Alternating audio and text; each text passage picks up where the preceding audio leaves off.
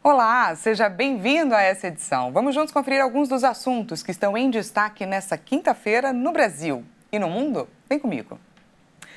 Uma das áreas mais afetadas pela tragédia do Rio Grande do Sul, sem dúvidas, foi o trabalho rural. Um fazendeiro do município de Travesseiro perdeu 42 anos de trabalho dedicados à produção de leitões. Vamos conferir. A catástrofe do Rio Grande do Sul foi implacável, tanto para as áreas urbanas quanto rurais. Em Travesseiro, pequena cidade agrícola no Vale do Taquari, o volume e a força das águas do rio Forqueta saíram do controle. O rio fica a cerca de 500 metros da propriedade de Vernei Kunz. A tragédia arrastou a maior parte da criação de 5.000 porcos do fazendeiro. O mau cheiro indica que alguns animais ainda estão soterrados sob a lama. Mas eu acho que todos se afogaram, porque não conseguiram sair fora. Alguns nós tiramos fora.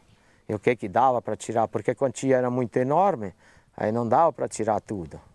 Junto com os porcos, também foi embora o fruto de 42 anos de trabalho de Kunz, dedicados à produção de leitões.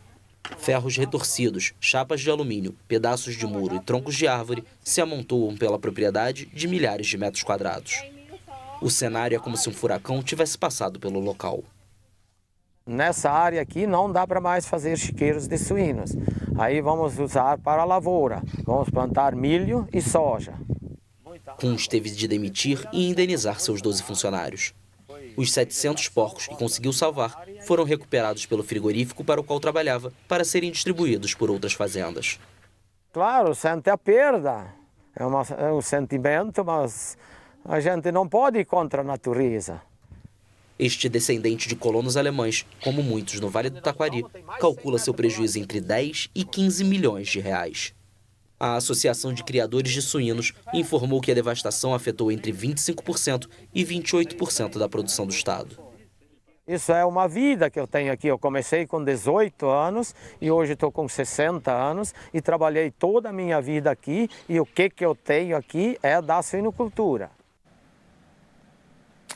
É muito triste. E mais de um mês após o início das chuvas que destruíram parte do Rio Grande do Sul, relatos de sobreviventes ainda impressionam, como o de uma mãe e um filho que foram arrastados pelas águas por 60 quilômetros. Só para a gente ter uma ideia, essa é a mesma distância que separa a capital paulista da cidade de Jundiaí.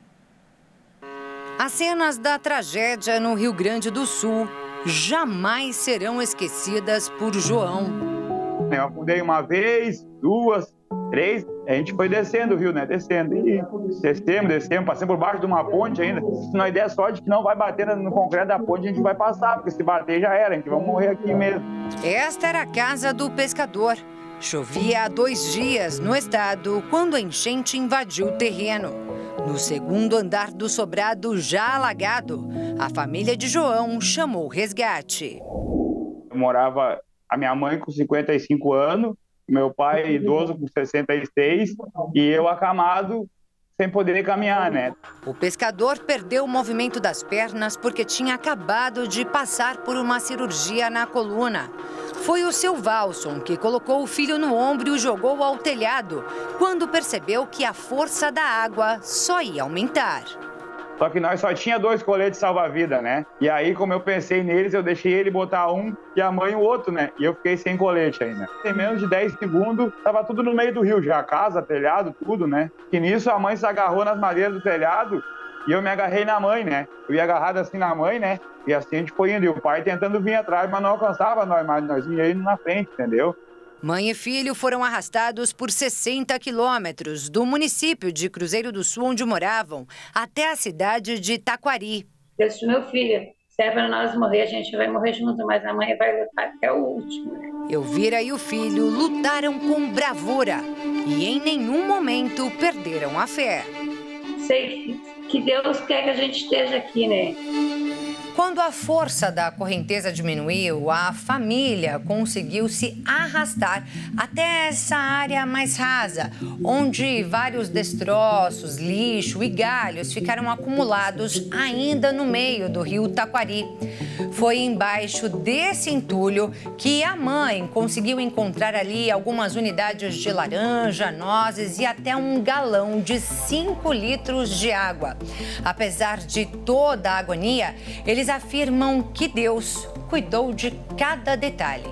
Só me veio aquele versículo que quando Deus permitiu que o inimigo tocasse na vida de Jó, que Deus falou: posso ter te castigado severamente, mas não vou te entregar à morte, né? Foi só o que eu pensei isso aí, né? Então, foi o versículo que veio na minha cabeça e Deus fez a obra naquele momento, né?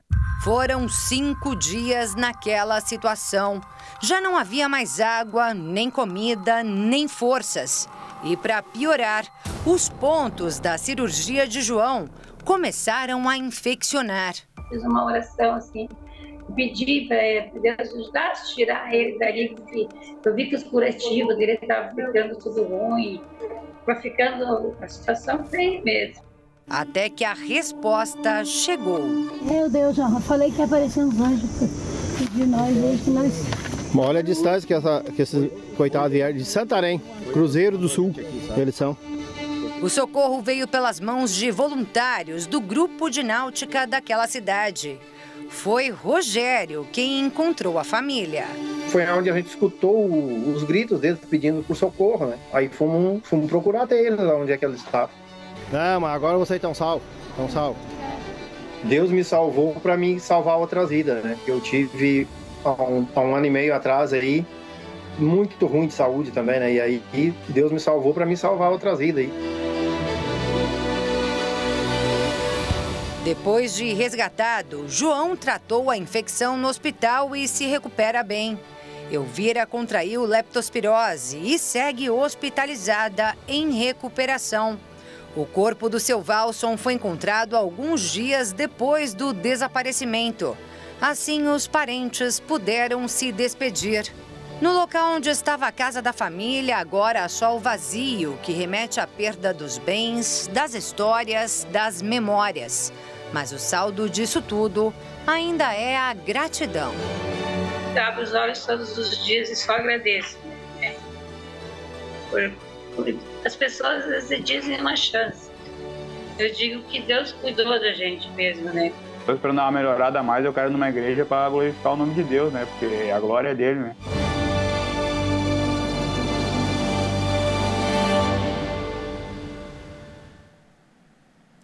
E mudando de assunto, recuperações judiciais atingiram no mês de abril o maior número em 6 anos.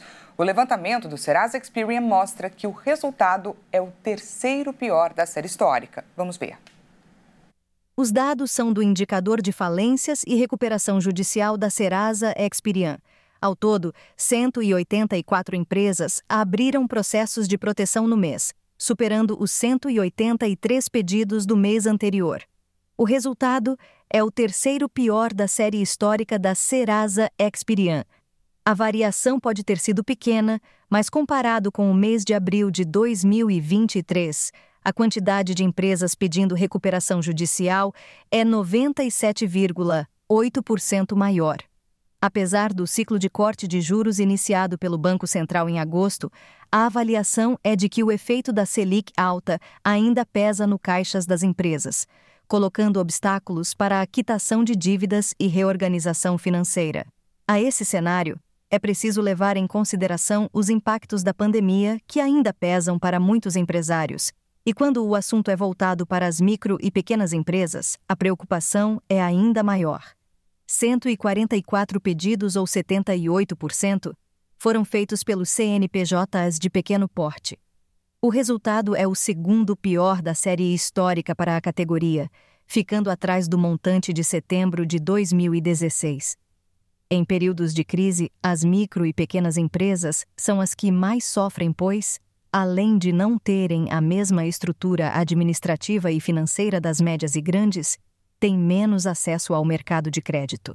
Tendo em vista o alto endividamento das pequenas empresas no Brasil, o governo lançou este ano o Desenrola Pequenos Negócios, destinado às empresas com faturamento de até R$ 4.800.000, com dívidas não pagas até o dia 23 de janeiro. O grupo francês TotalEnergies firmou um acordo com a Petrobras para ampliar a exploração de petróleo aqui no Brasil. Os campos Atapu e Sépia ficam no litoral de São Paulo e do Rio de Janeiro. Estes pontos de exploração são operados pela TotalEnergies e pela Petrobras desde 2020 e 2021, com capacidades de produção de 150 mil e 180 mil barris por dia. A capacidade de produção vai passar para 225 mil barris diários por campo na segunda fase de desenvolvimento, com previsão de início a partir de 2029. A TotalEnergies possui 15% e 16,9%, respectivamente, dos campos de Atapu e Sépia, ambos explorados pela Petrobras, que possui 65,7% e 55,3%. A Shell tem 16,7% de Atapu, enquanto Petrobras e QatarEnergy detêm 12,7% cada do campo de Sépia. A direção da TotalEnergies reafirmou na última sexta-feira aos acionistas da empresa a necessidade de começar a explorar novos campos de petróleo. E veja a seguir, China investe mais de 47 bilhões de dólares para fortalecer sua indústria de chips. E falamos também sobre o aumento nos ingressos da Torre Eiffel, isso às vésperas dos Jogos Olímpicos 2024. A gente volta já já, não perca!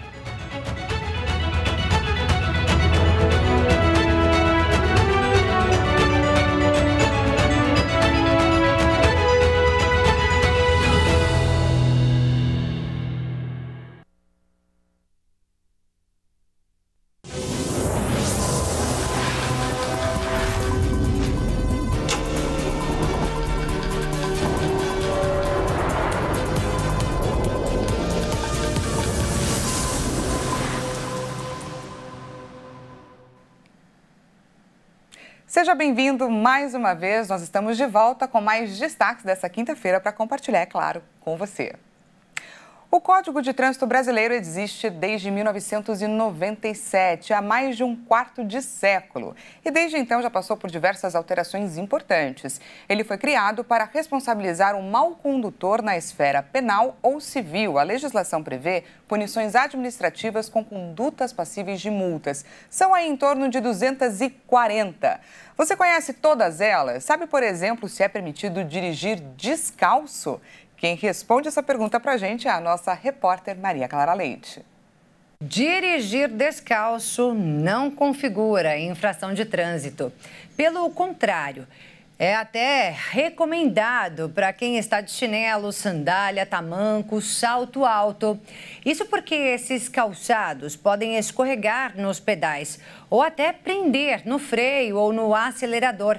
E é isso que pode resultar em acidentes. Por isso, eles são proibidos. Dirigir com esses sapatos configura infração média com 4 pontos na Carteira Nacional de Habilitação e o pagamento de multa no valor de R$ 130,16. A segurança é preocupação primordial. Portanto, independente de multa, o motorista que se coloca no trânsito precisa se atentar não só ao tipo de calçado que vai usar, mas a várias outras questões, como respeitar os limites de velocidade, sinalização, praticar direção defensiva, fazer manutenção regular do carro, usar cinto de segurança, não mexer no celular ao volante e, claro, nunca beber e dirigir. De acordo com o último levantamento completo do Ministério da Saúde, com dados de 2002, 34 mil pessoas morreram no trânsito no país naquele ano.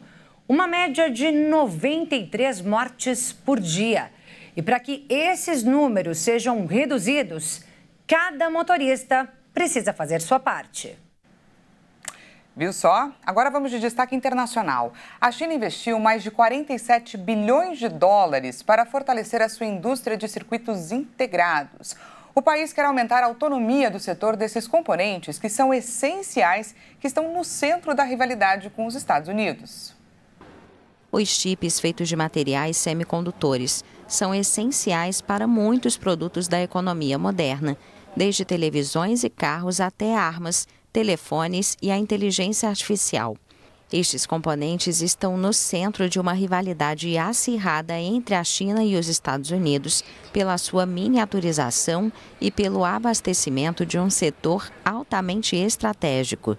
Nos últimos anos, Washington colocou empresas chinesas em sua lista negativa para excluí-las das cadeias de fornecimento de tecnologia americanas e reforçou as restrições à exportação de microchips para a China. Desde então, Pequim tenta acelerar o desenvolvimento dos seus circuitos integrados, cujo desempenho ainda é inferior aos dos produzidos pelos Estados Unidos, entre outros. O Ministério das Finanças chinês, bancos estatais e várias empresas injetaram 344 bilhões de ienes em um fundo nacional, de acordo com a base de dados Tianyensha, que compila informações na China sobre as empresas. A fabricação de chips é extremamente complexa e envolve muitos países.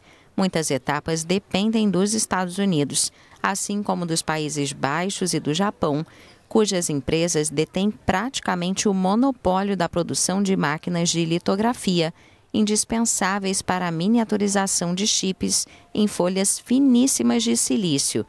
Isto dá uma vantagem maior a estes 3 países, que têm uma influência considerável na produção mundial.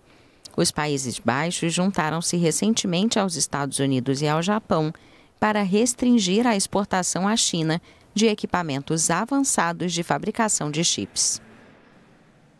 E os turistas que preparem o bolso. Às vésperas dos Jogos Olímpicos, a partir do dia 17 de junho, os preços da Torre Eiffel ficarão 20% mais altos.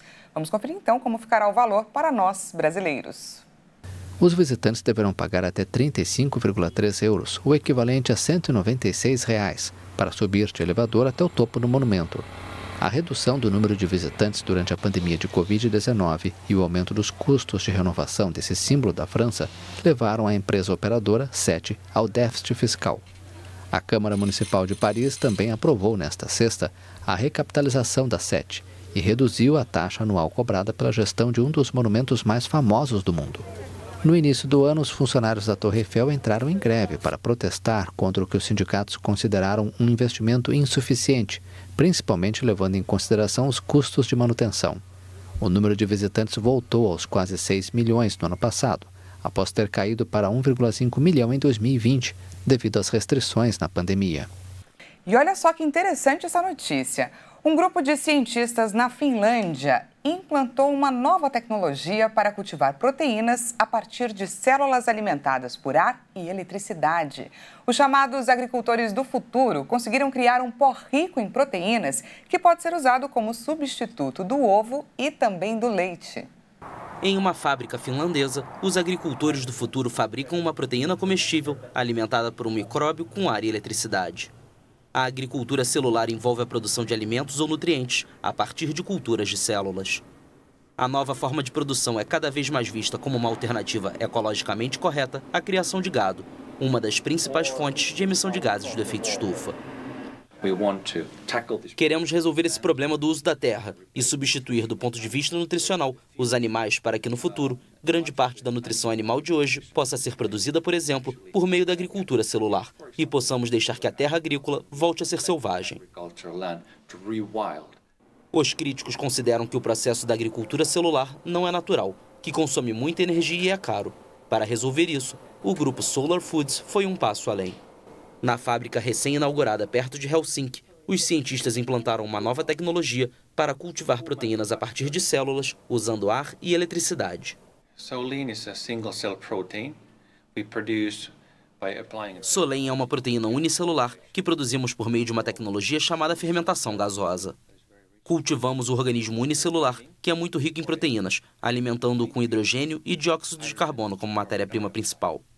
Esse é o ponto em que podemos desconectar a produção de alimentos da agricultura.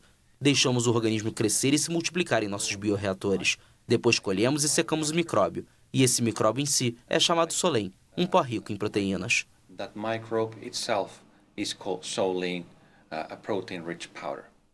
De acordo com um estudo realizado por especialistas em alimentos sustentáveis da Universidade de Helsinki, 1 quilo da nova proteína emite 130 vezes menos gases de efeito estufa do que a mesma quantidade de proteína da carne bovina na União Europeia. A proteína foi autorizada para a venda em Singapura, onde alguns restaurantes a incorporam ao sorvete. A novidade ainda não foi classificada como alimento na União Europeia ou nos Estados Unidos. E você deve ter reparado que a inteligência artificial está ocupando cada vez mais espaços. Em um restaurante da França, os clientes agora são servidos por um robô. Este restaurante francês recorreu à tecnologia para preencher as lacunas de equipe. Depois que 2 novos funcionários decidiram que a vida no estabelecimento não era para eles, um robô os substituiu. O BellaBot é uma torre robótica capaz de entregar pratos a várias mesas. Assim como nossos colegas do setor de hospitalidade, enfrentamos problemas de recrutamento. Por isso, decidimos usar um robô. Tivemos que continuar trabalhando rapidamente para atender as expectativas de nossos clientes. Hoje, é verdade que a solução robótica é uma forma alternativa para continuar o trabalho em boas condições. O gerente do restaurante afirma que a decisão foi tomada devido à dificuldade no recrutamento de novos garçons.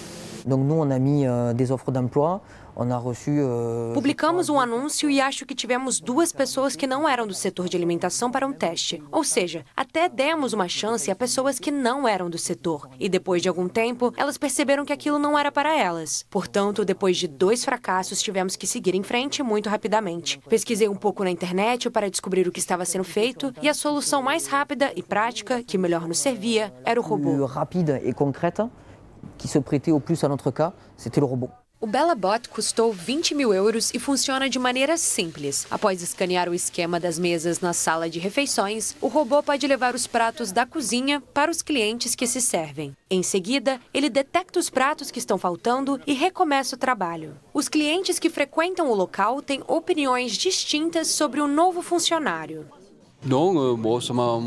Não me importo, desde que isso não tire os empregos. Acho que isso os ajuda a serem atendidos mais rapidamente. Que penso disso? Se pagássemos melhor as pessoas, teríamos mais funcionários. Para ser sincera, é isso que eu penso. Eu preferiria que fossem as pessoas. Acho engraçado, mas seria melhor se fossem pessoas. De acordo com o Ministério do Trabalho da França, no final de 2022, 75% das empresas do setor relataram problemas de contratação. E vamos hoje, no nosso tour por esse mundão afora, conhecer o coração da Irlanda? Senhoras e senhores, vamos saber mais sobre Dublin. Além de curiosidades históricas, trazemos o destaque de que esse coração, apesar de caber bastante gente, é gelado. Vamos ver. Dublin fica na costa leste da Irlanda, um país que fica numa grande ilha entre a Inglaterra e o país de Gales. Assim, a cultura própria do país tem mistura com a cultura inglesa. Entre seus prédios históricos está o grandioso Castelo de Dunblin e, pela cultura local, enriquece a preservação de sua história, realizando frequentemente festivais que comemoram essa rica cultura.